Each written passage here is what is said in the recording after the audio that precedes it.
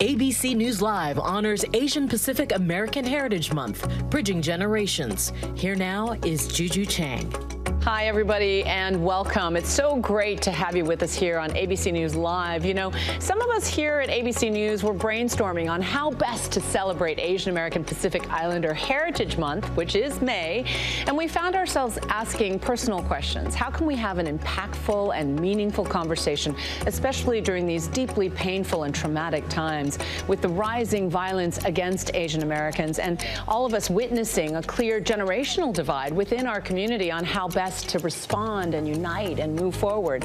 So we invited a small group of dynamic Asian American women from varied backgrounds and from various generations to basically let it all hang out. We're going to have a candid conversation about differing and sometimes frustratingly silent views about how to fight back against hate, to everyday matters like love and family pressures and the model minority myth. But much like the conversations you're having at home or with friends, issues that are weighing on our minds and on our hearts, we are challenging us now to take action.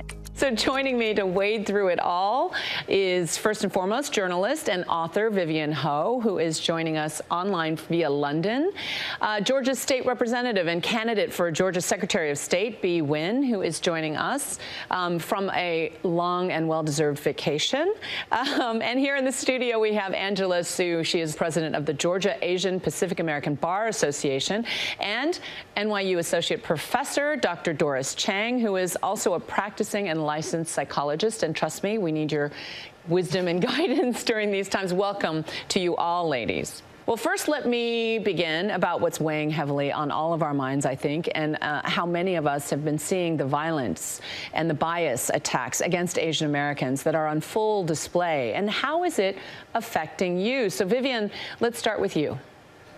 I think any Asian American can tell you what's hard about this right now is that I think it hasn't started. It didn't start with COVID.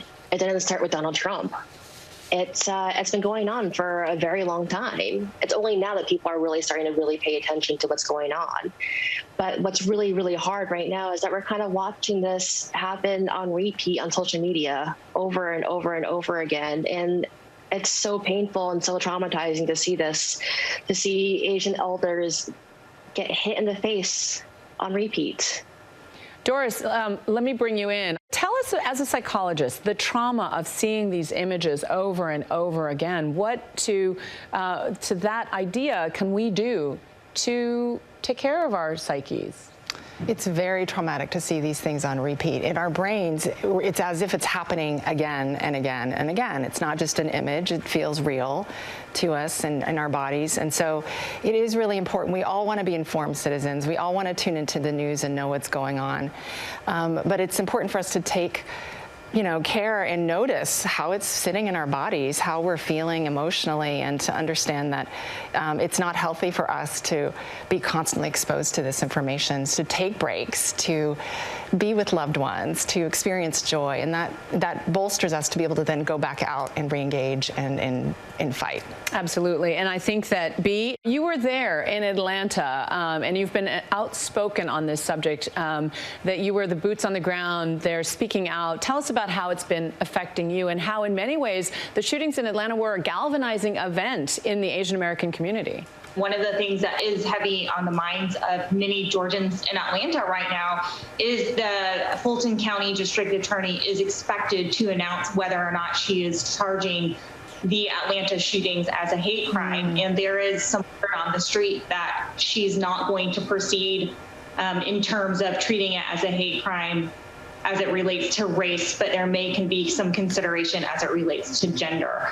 And so I think this is a very tense and emotional moment for all of us.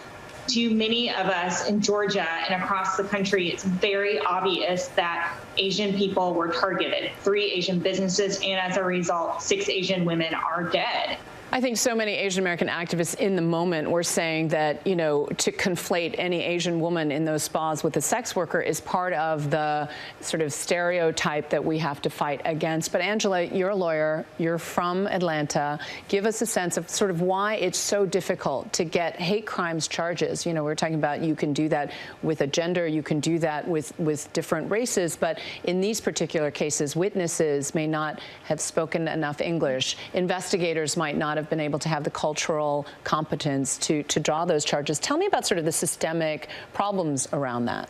I think there are those issues that you're identifying, you know, that people are not schooled, they're not well educated in terms of investigating. But there's also the challenge of having intent as a critical element of the crime, because people are not, you know, it's very instant, like, how do you express your intent? People are not wearing their, like, I hate Asians t-shirts to run around and do these crimes. So it's a challenge. There's a legal challenge. But I think that Asian Americans, when they see what happened, like, they know that we were targeted. I don't think that there's any doubt, you know, in the community about that, regardless of whether or not it's actually charged. Interesting. And yet you were talking about this idea of Asian Americans as the perpetual foreigner, and you had seen a lot of online vitriol, for example, when an Asian American colleague became the first Asian American judge appointed to Georgia's state Supreme Court. Tell us about that. Yeah, so my friend Carla Wong Millen, she was elevated to the Supreme Court. We were all very excited, and it was a COVID ceremony, so it was,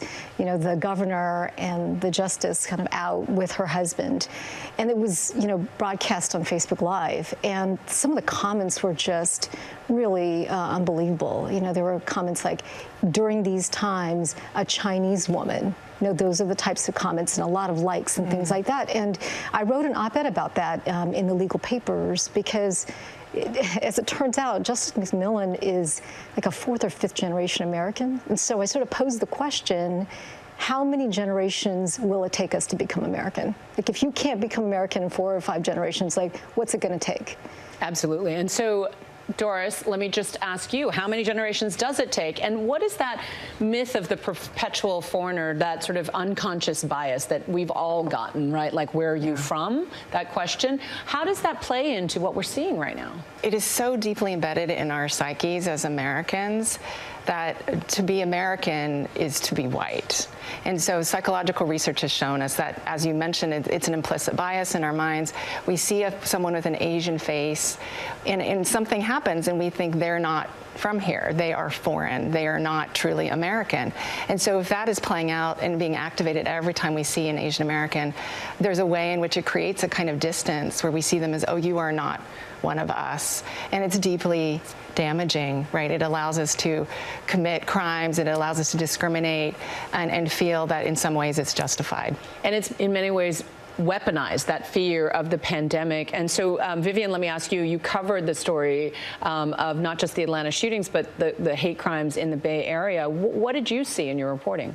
It's so difficult. You know, you talked about before about how it's so difficult to prove it as a hate crime. What's especially difficult with all these cases is that, you know, it's just not, it's hard to really be blatant about it. You know, it's hard to really say, oh, this is, this person attacked this Asian elder because this Asian elder was Asian.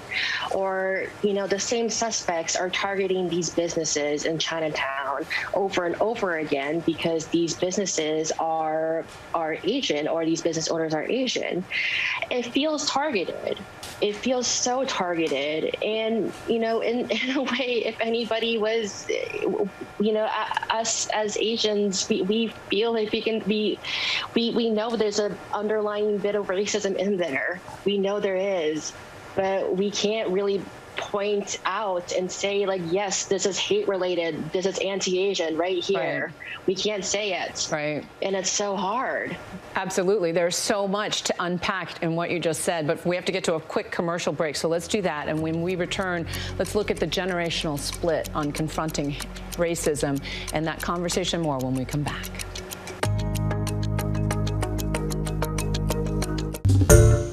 Hi everyone, George Stephanopoulos here. Thanks for checking out the ABC News YouTube channel. If you'd like to get more videos, show highlights, and watch live event coverage, click on the right over here to subscribe to our channel, and don't forget to download the ABC News app for breaking news alerts. Thanks for watching.